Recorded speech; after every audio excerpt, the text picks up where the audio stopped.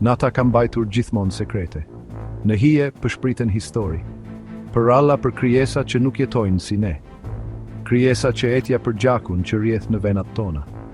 Ata janë vampirët, të lashtë, të fuqishëm dhe të uritur përjetësisht.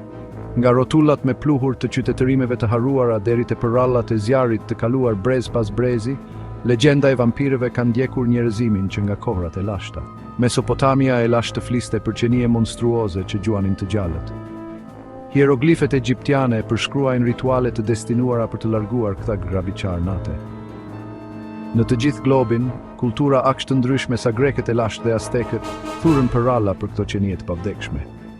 Megjithse format e tyre ndryshonin, uria e tyre mbetej konstante. Ata ishin makthe që ndiqnin paraardhësit tanë, mishërimi i frikës son më të thellë. Imagjinoni një botë të mbështjellë me frikë, ku errësira binte si malkim dhe askush nuk guxonte të dilte vetëm. Kjo ishte bota e sunduar nga vampirët e lashtë.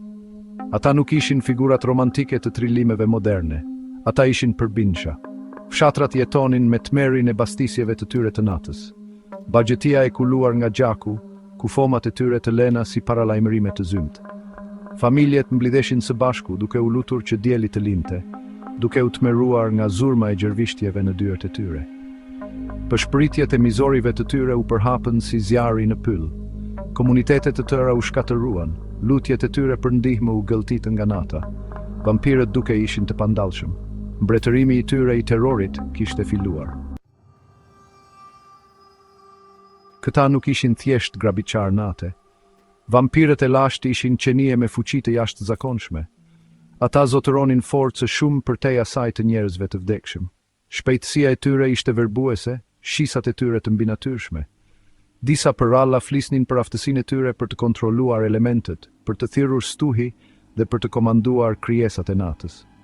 Të tjerë përshpritnin për zotërimin e tyre mbi mendjen. Shikimi i tyre hipnotik i aftë të përkullte edhe vullnetin më të fortë. Këto fuqi të shoqëruara me urinë e tyre të pangopur i bënin ata një forcë me të cilën duhej llogaritur.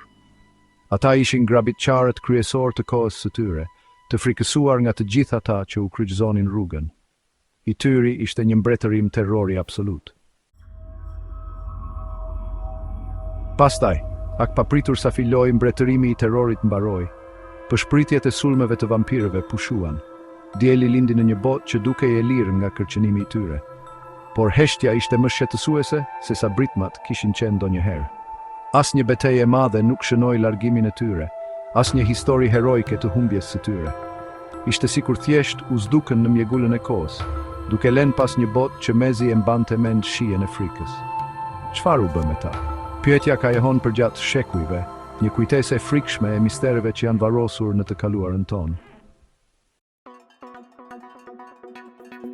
Seksioni 5, të humbur në kohë, teoritë e një perandorie të rënë. Teoritë janë të shumta në lidhje me zhdukjen e vampirëve. Disa besojnë se ata u zhdukën nga një shoqëri sekrete e gjuetarëve të vampirëve, luftëtarë që i kushtuan jetën e tyre zhdukjes së kërcënimit të pavdekurve. Të tjerë flasin për një ngjarje kataklizmike, një fatkeqësi natyrore me përmasa të paimagjinueshme që shkatërroi radhët e tyre. Ndoshta një shpërthim vulkanik, hiri i të cilit mbuloi diellin për vite me radhë, duke i dobësuar derisa ata nuk ishin gjë tjetër veçse pluhur. Të tjerë akoma përshpritnin për një luftë midis tyre, një luftë për pushtet që i konsumoi nga brenda, duke mos lënë fitues. Cilado qofte e vërteta, vampirët e lashtë u zhdukën, duke lënë pas vetëm legjenda dhe aromën e mbetur të frikës. Seksioni 6, farat e dyshimit, a u zdukën vërtet? Por a u zdukën vërtet? Apo ende fshihen në hije, fuqia e tyre është zvogëluar, duke pritur kohën e tyre? Disa besojnë kështu. Ata tregojnë për ngjarje të pashpjegueshme, përshpritje të ngjarjeve të çuditshme që sfidojnë shpjegimin racional. Bagjetia e gjetur e kuluar nga gjaku, vdekjet e tyre të ngjashme me legendat e vjetra. Figura të errëta të shfaqura në skaj të pyllit, të zdukura para se të identifikohen. Këto janë farat e dyshimit, të mbjella në tokën pjellore të frikës son. Ato na kujtojnë se edhe në dritën e ditës, errësira mund të mbretërojë. Seksioni 7, hija e vampirit, jehona në legjendat moderne.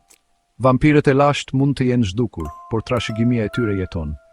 Historitë e tyre të transmetuara brez pas brezi kanë formësuar kulturën tonë dhe kanë ushqyer imagjinatën tonë. Nga Dracula e Bram Stoker deri te filmat dhe librat e panumërt për vampirët që pasuan, ne mbetemi të magjepsur nga këto krijesa të natës.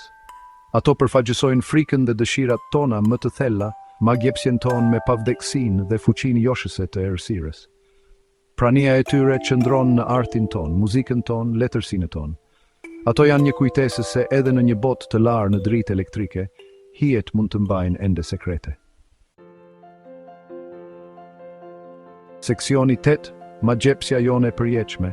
Pse ende kemi dëshirë për histori me vampirë? Pse jemi kaq të tërhequr nga këto histori të pavdekurve? Ndoshta është sepse ato na ofrojnë një vështrim në të ndaluarën, një shije të fuqisë që shtrihet përtej mundësive të vdekshëmve. Ose ndoshta është emocioni i frikës, ngushtimi i adrenalinës duke ditur se diçka e rrezikshme fshihet në hije. Cila do qoftë arsyeja, magjepsja jonë me vampirët nuk ka gjasa të zduket së shpejti. Ata janë të endur në pëlhurën e kulturës sonë, një kujtesë se disa histori nuk vdesin kurrë vërtet. Seksioni 9, një kafshim i fundit, joshja e pafund e vampirit. Vampirët e lashtë mund të jenë zhdukur, por legjenda e tyre vazhdon. Ata janë një dëshmi e fuqisë së rrëfimit të historive, e magjepsjes sonë të qëndrueshme me të panjohurën. Dhe për sa kohë që ne vazhdojmë të përshprisim emrat e tyre, ata nuk do të harrohen kurrë vërtet. Errësira mund të jetë tërhequr, por hijet ende përshpritin emrat e tyre. Dhe në momentet e qeta kur bota është e qetë, pothuajse mund t'i dëgjojnë. Jehona e njohurie të lashtë, duke pritur të zgjohet përsëri.